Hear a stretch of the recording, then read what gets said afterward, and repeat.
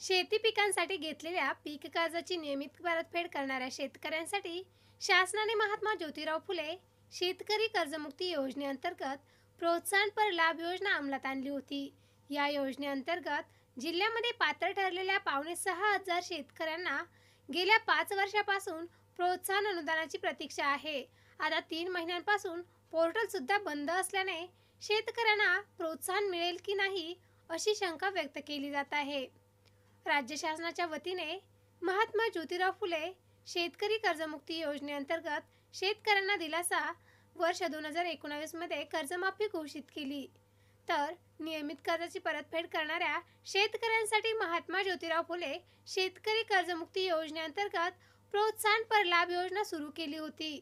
यासाठी जिल्ह्यात 14,264 शेतकऱ्यांनी अर्ज केले। यापैकी 3,475 शेतकरी अपात्र ठरले आहेत।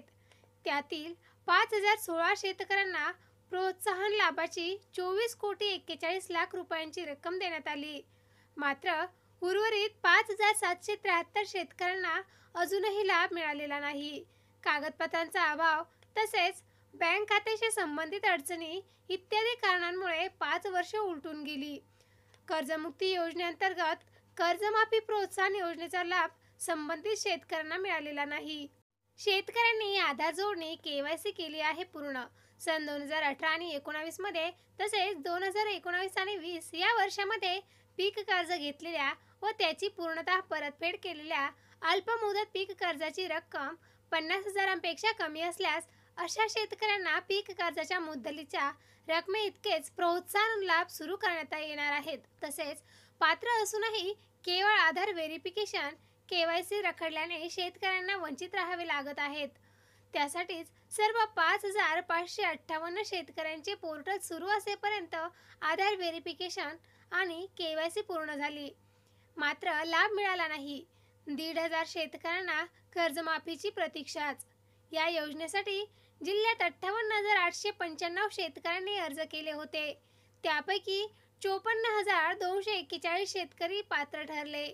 त्या शेतकऱ्यांना विशिष्ट क्रमांक देत 53,465 शेतकऱ्यांच्या खात्यावर 471,36,00,000 रुपयांची माफी करण्यात आली होती।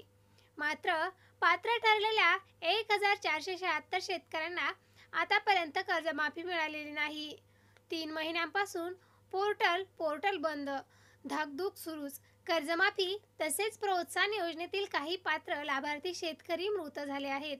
या योजनेचा लाभार्थ्यांच्या वारसदारांना मिळावा यासाठी आवश्यक कागदपत्रे पोर्टलवर अपलोड केली आहेत। मात्र गेल्या 3 महिन्यांपासून पोर्टलच बंद असल्याने त्या प्रकाराची काय झाले आहे हे सांगता येत नसल्याचे सहकारच्या विभागाच्या वतीने सांगण्यात आले आहे। पात्र ठरलेल्या 5,016 शेतकऱ्यांना 24,41,00,000ची रक्कम देण्यात आली, परंतु आतापर्यंत 5,773 शेतकऱ्यांना 1 रुपया सुद्धा मिळालेला नाही।